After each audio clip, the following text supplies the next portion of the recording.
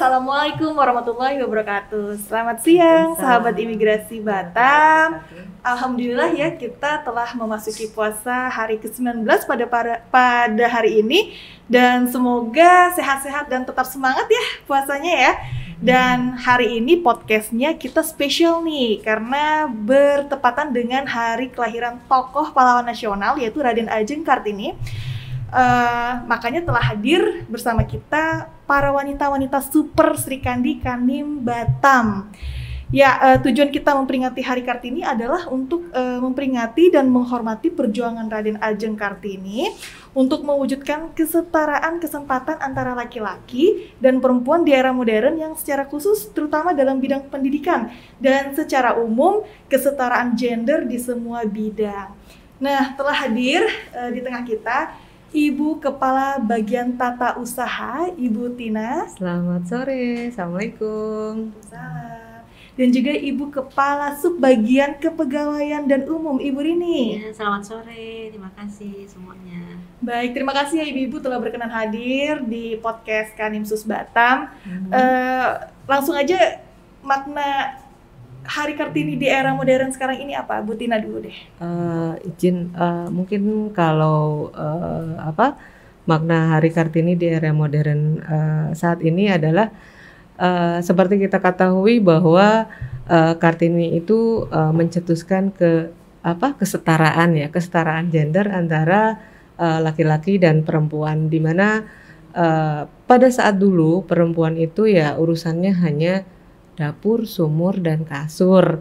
Kalau sekarang ini kan kita sudah kita ketahui bahwa perempuan itu sudah memiliki peran yang sangat penting ya, baik itu di negara kita maupun mungkin di internasional seperti itu. Kalau peran perempuan itu memang sangat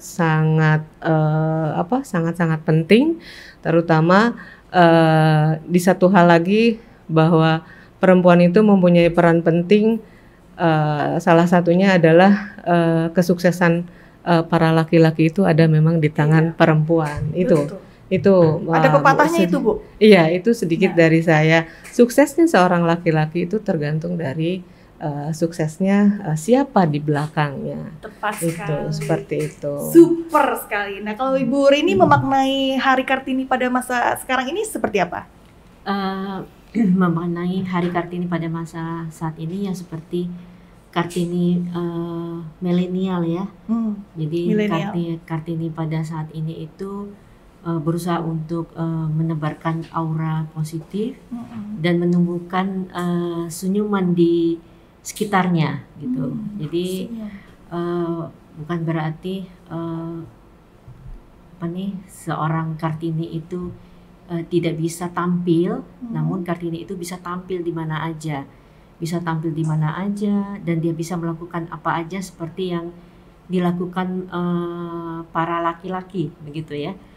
Jadi seharusnya kita sebagai seorang perempuan saat ini lebih bangga gitu, karena banyak yang saat ini banyak yang petinggi-petinggi atau yang menjabat itu juga dari kaum perempuan. Iya, gitu. Betul. Jadi itu kayak sekarang juga banyak menteri yang dari perempuan ya, Bu ya. Menunjukkan pemerintah menunjukkan keseriusannya bahwa kesetaraan gender itu telah ada di Indonesia. Baik, kalau boleh kita tahu Ibu Tina dulu deh, kenapa memilih bekerja, berkarir ketimbang menjadi ibu rumah tangga? Memang kita mengetahui ibu rumah tangga juga suatu profesi dan itu mungkin lebih berat lebih mulia dan berat secara psikis dan mental ya, Bu ya. Fisiknya juga berat. Ibu gimana? Kenapa Ibu masuk imigrasi tahun berapa CPNS-nya? Saya tahun 1999. Wow, sangat senior. Kurang lebih sudah 23 tahun ya. 23 tahun pengalaman sudah di imigrasi. Sudah 23 tahun, alhamdulillah. Iya. Mungkin salah satu alasan saya memilih bekerja, tidak memilih jadi ibu rumah tangga, karena memang pada saat itu posisi saya masih single. Pada saat masuk imigrasi itu posisi saya masih single, dan keluarga saya juga mendukung. Sangat mendukung bahwa itu perempuan penting. itu jangan apalagi kita udah lulus sarjana ya, jangan jadi pengangguran deh gitu. Jangan jadi ya apalah, kamu harus bekerja, kamu harus mandiri gitu. Jadi suatu saat kalau saya berkeluarga itu nggak boleh kita membebani keluarga orang tua. Iya, nggak boleh kita membebani suami, nggak boleh kita membebani pasangan. Kita harus mandiri.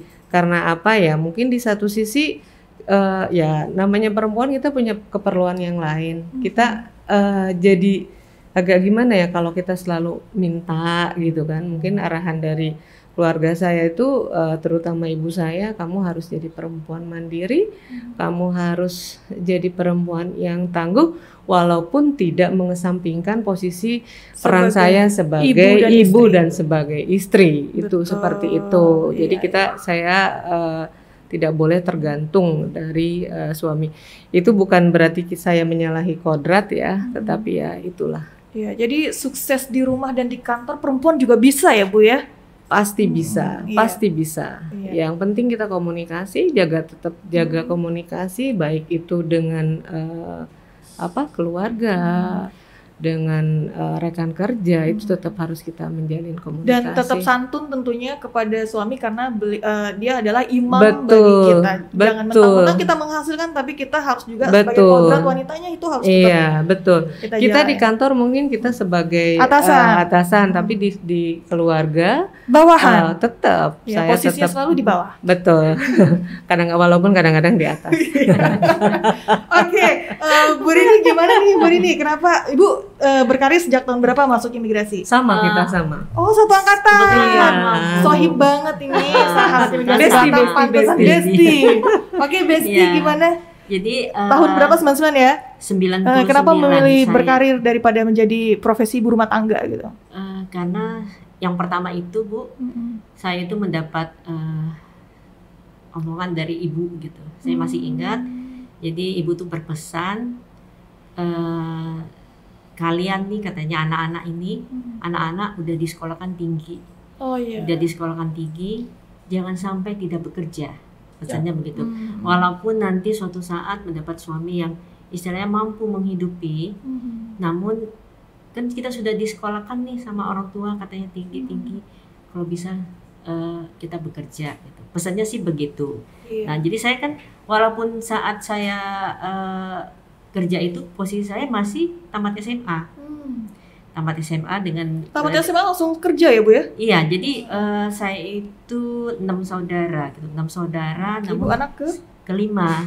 Nah, saya sendiri yang tidak kuliah waktu itu. Nah, yang lainnya kuliah tapi? Yang lainnya kuliah, ada di swasta, ada negeri. Dan saya itu anak nomor 5. Masih punya adik, sementara orang tua saya juga sama pegawai negeri. Jadi Ibu mengalah ya, tidak kuliah karena gitu. Namun saya berusaha ikut tes perguruan tinggi juga ikut. Tapi kalau posisinya memang belum rezeki saat itu ya sudah gitu. Saya kembali ke sini dan saya sudah honor di imigrasi itu hampir 7 tahun. Gitu. Oh, sebelumnya Ibu honor. Iya, 7 tahun ya? 7 tahun di imigrasi. Sahabat imigrasi Batam. Baik, luar itu luar biasa, tepuk tangan dong. 7 tahun di imigrasi itu banyak yang saya lakukan, mulai dari mana tuh Bu? Dari bagian mana atau dari entry data? Coba Ibu ceritakan dong pengalaman waktu honor dulu. Jadi saya tuh ditawarin, kebetulan ada entry data untuk perlintasan. Dulu kan seperti ID card gitu. Nah, iya, arrival departure card ya. ID card itu. Jadi seperti gajinya itu ya dari lembur ID card itulah berapa banyak yang kita kerjakan, nah itulah yang akan dibayarkan. Belum masuk ke tanggungan negara ya. Kalau sekarang ada PPNPN itu belum masuk. Masih THL lah hitungannya, jadi tenaga lepas gitu kan. Nah, ya karena saya pikir tamat sekolah nyari pengalaman aja kan ya ini berusaha untuk bekerja baik aja, mencoba gitu kan. Oke. Baik, sahabat imigrasi Batam, nanti kita akan bertanya gimana beliau-beliau ini membagi waktu antara bekerja dan urusan rumah. Tadi ada urusan kasur, makan segala macam ya. Tapi setelah yang satu ini.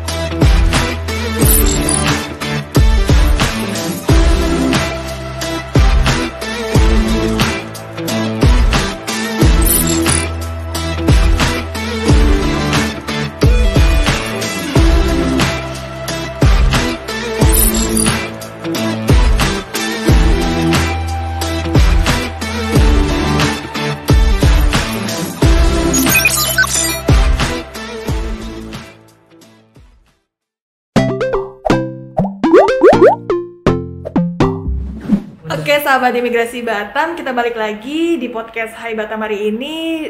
Seperti yang disampaikan Bu Tina sebelumnya, bahwa perempuan itu memiliki kodrat sebagai ibu rumah tangga dan juga sebagai seorang istri. Nah, ibu sedang bekerja dan ibu juga harus mengurus rumah, suami dan anak. Bagaimana sih cara ibu membagi waktu biar tidak ada komplain dari rumah dan juga tidak ada komplain dari pimpinan di kantor? Iya, itu tadi saya selalu menjaga komunikasi, menjaga komunikasi antara keluarga, dan saya juga menjaga komunikasi dengan anak-anak.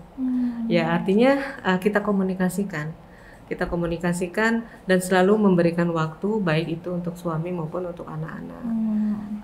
Di samping ada me time ya, artinya saya komunikasikan dengan suami, ini kondisi saya seperti ini nih, saat ini dengan jabatan saya seperti ini, waktu kerja saya seperti ini kita gimana? Kalau anak-anak ya insya Allah sudah ngerti ya. Asal uang jajannya lancar. Minta uang jajannya ke mamanya atau ke papanya nih? Itu urusan papanya. Oh iya, tetap. Mamanya urusan buat sendiri aja. Iya, uang suami adalah milik istri, uang istri yang milik istri. Iya, itu seperti itu. Yang penting itu sih, tetap jaga komunikasi. Kita juga di kantor berusaha untuk menyelesaikan tugas-tugas, pekerjaan secepat mungkin. Profesional ya Bu ya. Betul, ya artinya di kantor kita secepat mungkin lah menyelesaikan apa-apa yang menjadi tugas, biar kita juga ada waktu, baik itu dengan suami maupun dengan anak-anak gitu. Kapan ya saya juga tetap memanfaatkan seperti waktu libur. Waktu libur kita bisa sama-sama ya kan, baik itu quality time bersama keluarga. Betul, itu sangat dimanfaatkan seperti itu. Iya, biar waras juga pikirannya juga kan. Iya. Harus refreshing. Dan kita harus melepaskan ini ya, kalau tipsnya apa tuh tipsnya? Menjadi ibu rumah tangga sekaligus wanita karir itu, kita harus melepaskan ini rasa tega. Oh, tega ya. Rasa enggak tegaan. Iya. Kok mama tegaan? Kok teman tega sih? Itu biar kita juga melaksanakan tugas kita juga dengan enak gitu. Artinya kita melepaskan tega dengan. Tapi bukan berarti menomorduakan keluarga. Tidak. Artinya tega bukan dalam arti kita tega menelantarkan anak-anak, bukan seperti itu, tapi rasa-rasa yang kita ngerasa aduh bersalah dengan anak-anak, bersalah dengan suami, kita sudah meninggalkan mereka, itu harus kita hilangkan supaya kita juga bisa sukses di kantor maupun sukses di rumah. Dan jadi kesayangan pimpinan tentunya. Amin. Itu semua tujuan ini ya, bukan tujuan utama kerja. Iya, yang penting lillahi ta'ala ya niatnya ya Bu ya. Kita bekerja baik saja, insya Allah itu mungkin bonus. Itu mengikuti bonus benar-benar. Iya, itu bonusnya saja. Tidak ada motif apapun, yang penting nggak kita. Ada, saya tidak ada motif ya. Saya bekerja ini biar atasan atau misalkan pimpinan bagaimana dengan kita, enggak. Kita berusaha bekerja aja dengan baik, dengan ikhlas, apa yang menjadi tugasnya ya kita kerjakan. Kalau ada hal-hal seperti itu ya itu bonus. Iya, gitu, baik.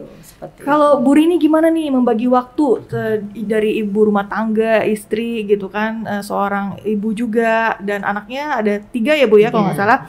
Dan harus menjalankan tugas sebagai kepala subbagian kepegawaian dan umum itu kan tidak mudah gitu loh Bu.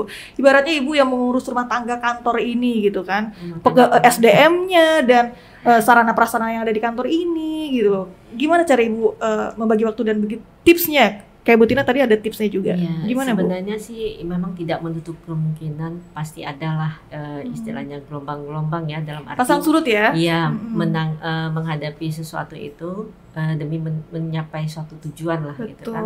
Nah kebetulan kalau anak-anak kan saya tidak ada di sini Bu, semuanya pada di luar kan. Suami juga tidak tugas di sini, jadi mungkin itulah waktu saya yang bisa longgar untuk fokus kepada kantor gitu. Namun bukan berarti saat selama itu akan berjalan sendiri gitu. Di saat mungkin suami pulang atau LDRan ya Bu ya? Iya. Suami di mana Bu? Di Jakarta. Oh di Jakarta ya. Terus anak-anak ngumpul nih saat ini nih sekarang pada pulang kan, pulang liburan. Karena mau lebaran kali ya. Mungkin di saat inilah saya lebih memfokuskan juga gitu kepada anak-anak, walaupun tetap menjalani tugas sebagai seorang pegawai ASN gitu. Nah saya tetap harus menjalankan, bekerja baik saja. mungkin yang utama adalah disiplin bagi saya. Jadi disiplin itu yang mungkin membuat kita itu bisa membagi waktunya. Betul. Gitu. Jadi ya gimana pun keadaannya memang harus kita jalani. Namun kita tidak boleh melupakan kodrat kita sebagai ibu dan sebagai istri. Betul. Jadi kalau pas liburan gini ya ini ada waktunya buat anak-anak, akan kita fokuskan ke anak-anak gitu. Namun komunikasi walaupun jauh, komunikasi tetap ada, terutama pada anak-anak. Mungkin memberikan support kepada mereka gitu, menanyakan kabar atau segala sesuatu itu yang membuat kita tuh merasa dekat, walaupun jauh tapi kita merasa dekat gitu. Jadi kalau untuk di kantor pun saya berusaha untuk kerja baik, Bu, gitu. Kerja baik, apa yang diminta saya coba melakukan, namun tetap koordinasi. Saya punya atasan gitu kan, jadi saya tetap melakukan koordinasi pada atasan saya, bekerja baik, dan semua tujuan adalah untuk kantor ini, agar kantor ini bisa lebih baik dan lebih maju untuk Kandim Batam. Iya. By the way, ibu-ibu nih suka masak nggak ya? Hobi masak nggak? Dan enggak. Oh, Saya enggak juga. Jadi Kami sama. Saya hobinya beli, hobinya jajan. Jadi nggak ada masak ya? Nggak ada masak. Beda kalau Oke. kalau Ibu Karima ini kan luar biasa ya. Iya. Postingannya masak. Oh my god. Kalau Ya. kita postingannya Jadi GoFood ya? beli. Oh Iya, iya. Kartini banget nih, karena mungkin Kartini itu pandai masak. Iya. Enggak dong, makna Kartini luas gitu loh. Ada satu quote dari Raden Ajeng Kartini yang sangat populer, yaitu habis gelap terbitlah terang. Kalau kita memaknai di musim masa pandemi ini, kan pandemi belum berakhir ya Bu ya? Betul. Belum dari menjadi status 100%. endemik. Nah, gitu. Status endemik. Itu ada nakes-nakes wanita di luar sana yang ngurusin pasien COVID, yang harus ninggalin keluarganya segala macem. Mungkin ada ibu-ibu yang di luar sana yang nasibnya belum beruntung ya, kayak misalnya dia harus berpisah dari suaminya dan harus menghidupi banyak anak-anaknya, semacam hal-hal kemanusiaan di luar sana lah.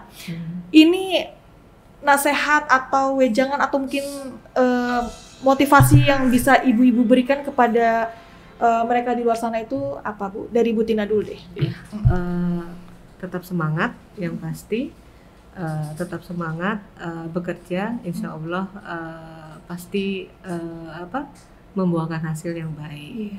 Tetap semangat. Jangan putus yang pasti. harapan ya, Jangan Bu ya. putus harapan. Dan berdoa. Iya, tetap berdoa. Insya Allah kedepannya pasti akan lebih baik. Seperti itu. Iya, kalau Bu, Pesan dari saya itu aja. Baik. Tetap semangat dan tetap jaga kondisi. jangan putus asa karena Betul. kita harus punya PR-nya banyak Iya, nih PR-nya yang harus banyak. kita Betul. urus gitu. Betul. Itu juga sebagai ladang amal mungkin ya, ladang ibadah Iya. Betul. bagi mereka. Itu Iya. luar biasa ya, jaminannya ya insya Allah surga Amin, ya. amin. Itu seperti itu. Amin. Kalau Bu Rini, pesan-pesannya Bu untuk teman-teman di luar sana, khususnya para wanita. Untuk teman-teman para wanita yang berjuang bekerja jauh, mungkin dari keluarga, Iya. dari tempat kelahirannya, pesan saya tetap semangat. Yang utama adalah jaga kesehatan, Itu karena penting. tanpa sehat kita tidak bisa melakukan apa-apa. Namun kalau hati kita sehat, badan kita sehat, insya Allah kita dapat melakukan aktivitas apapun yang ingin kita lakukan. Jadi pesan saya harus tetap semangat, yakin, dan percaya bahwa apabila itu rezeki tidak akan kemana. Betul, tidak akan tertukar Tidak ya akan Bu tertukar, ya. Iya. tidak akan tertukar kalau memang itu rezeki kita. Jadi harus kuatlah, Kuat mental kuat semuanya. mental semuanya. Iya. Itu aja. Baik, luar biasa sekali loh. Tepuk tangan dong teman-teman. Ibu-ibu Sri Kandi Kandim Batam telah hadir loh di tengah-tengah kita, memberikan pengalaman mereka juga. Tadi Bu Rini sharing, nggak hanya serta-merta langsung duduk di posisi ini, juga harus ada perjuangannya juga. Dan untuk ibu-ibu di luar sana, teman-teman yang sudah berkeluarga ataupun single ataupun sedang dalam kesusahan, itu kita semuanya sama-sama berdoa kepada Allah Subhanahu wa taala, Tuhan yang Maha Pengasih lagi Maha Penyayang, bahwa percayalah kita memang harus bersabar dan tetap kuat dalam menjalani kehidupan ini. Dan badai pasti berlalu. Tidak selamanya kita berada di bawah. Nanti mungkin anak-anak kita yang akan mengangkat derajat kita, who knows ya Bu ya, kita nggak akan tahu kan. Sekali lagi kami ucapkan terima kasih atas waktunya. Ibu, saya tahu Ibu sangat sibuk, tadi telepon udah berkali-kali loh, sahabat imigrasi Batam, berdering Bu Rini juga di telepon gitu. Baiklah sahabat imigrasi Batam, terima kasih telah menyaksikan podcast kami pada edisi spesial Hari Kartini hari ini 21 April 2022, dan kita akan bertemu lagi pada kesempatan yang berikutnya. Terima kasih. Terima kasih. Assalamualaikum. Selamat Hari Kartini buat ibu-ibu semuanya.